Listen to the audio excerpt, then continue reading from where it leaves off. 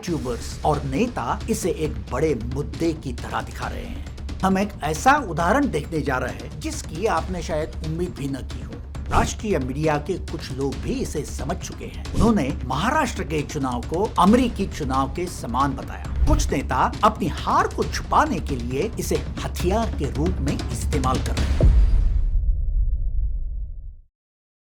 नमस्कार, मैं हूं डॉक्टर उत्तम शिरालकर। मैं इंग्लैंड में साइकियाट्रिस्ट हूं और आपका स्वागत है हमारे चैनल पर। आज हम बात करने वाले हैं पिछले हफ्ते आए महाराष्ट्र के चुनाव के नतीजों की।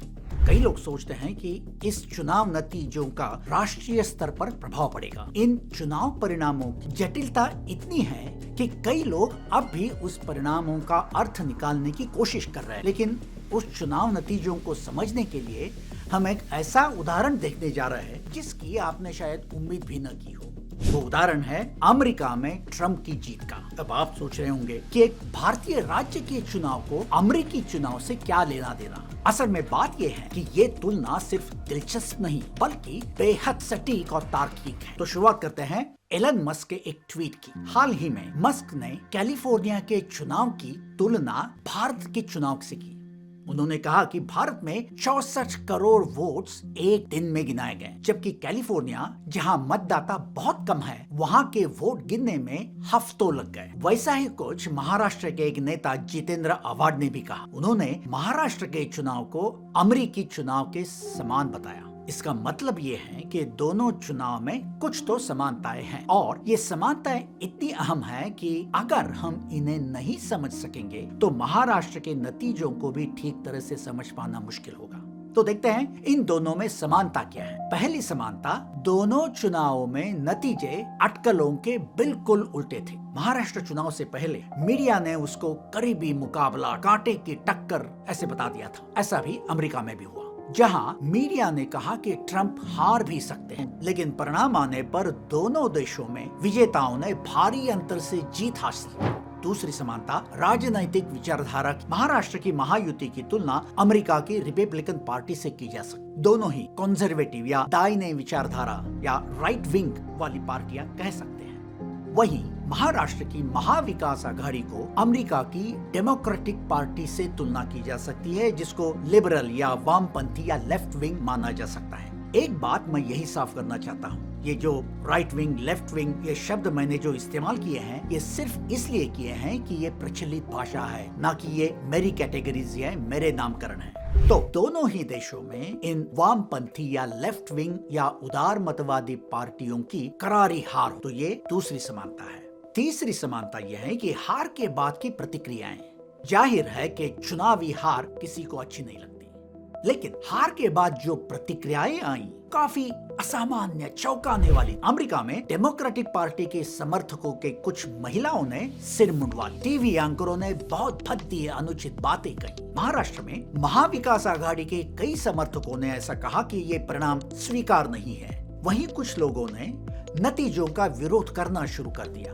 हालांकि चुनाव में हार जीत लोकतंत्र का हिस्सा होता है, इसे समझदारी से स्वीकार करना चाहिए। न केवल उन्होंने नतीजों का स्वीकार नहीं किया बल्कि उन्होंने चुनावी प्रक्रिया को चुनौती दे दी। ये चौथी समानता है और ये सबसे बड़ी गंभीर समानता है, कॉन्स्पिरेसी थ्योरी। चुनावी प्रक्रिया पर सवाल ये सबसे खतरनाक समानता है। इलेक्ट्रॉनिक वोटिंग मशीन ईवीएम पर पहले भी सवाल उठाए गए, लेकिन इस बार उनका रुख बहुत ही आक्रामक है। कुछ नेता अपनी हार को छुपाने के लिए इसे हथियार के रूप में इस्तेमाल कर रहे हैं। अमेरिका में 2020 में डोनाल्ड ट्रंप ने भी कॉन्स्पिरेसी थियरी, चुनावी षड्यंत्र के दावे किए थे, लेकिन हालांकि बाद में उन्होंने उसको दोहराना बंद किया। लेकिन महाराष्ट्र में कुछ सोशल मीडिया लोग, यूट्यूबर्स और नेता इसे एक बड़े मुद्दे की तरह दिखा रहे हैं।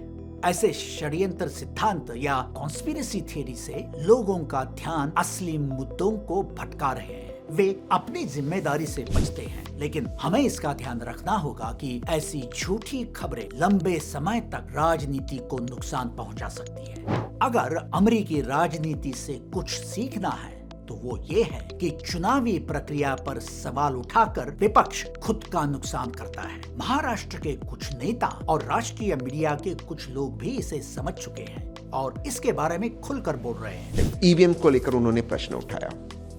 अब ये जो सारी चीजें ये एक्सेप्टेबल नहीं है। ईवीएम को लेकर बहुत गंभीर मुद्दे हैं और उन्हें उठाना चाहिए, लेकिन चुनाव खत्म हो गया, नतीजे आपके पक्ष में नहीं आए, तब आप उठाओगे तो ये जनता एक्सेप्ट नहीं करेगी। एक प्रत्याशी थे एमवीए के, वे 16वें राउंड तक कह रहे ईवीएम ठीक है, 17वें राउंड में ईवीएम ठीक नहीं चल रहा, तो लोग इसको हंसी मजाक में लेके, लोग समझते आप गंभीर नहीं चुनाव को लेकर। And then Maharashtra, of course, is the third consecutive defeat for the Congress in assembly elections. It's a body blow. Where does this leave the Congress party, Sanjay? Difficult times for Congress party, I must say. But I think they are heading into more difficult times if they keep going along with the narrative that there's something wrong with the EVMs. They have to have an introspection about what is wrong with their campaign style.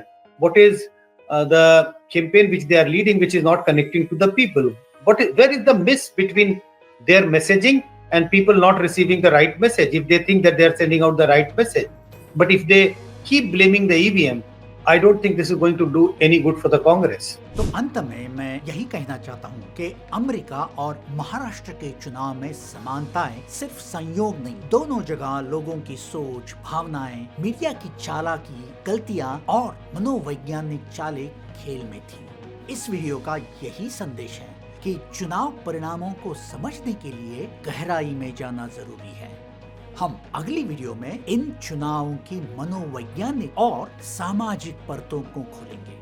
Video देखने के लिए धन्यवाद। मैं हूं doctor उत्तम शिरालकर। जुड़े रहिए और मिलते हैं अगली वीडियो में। धन्यवाद।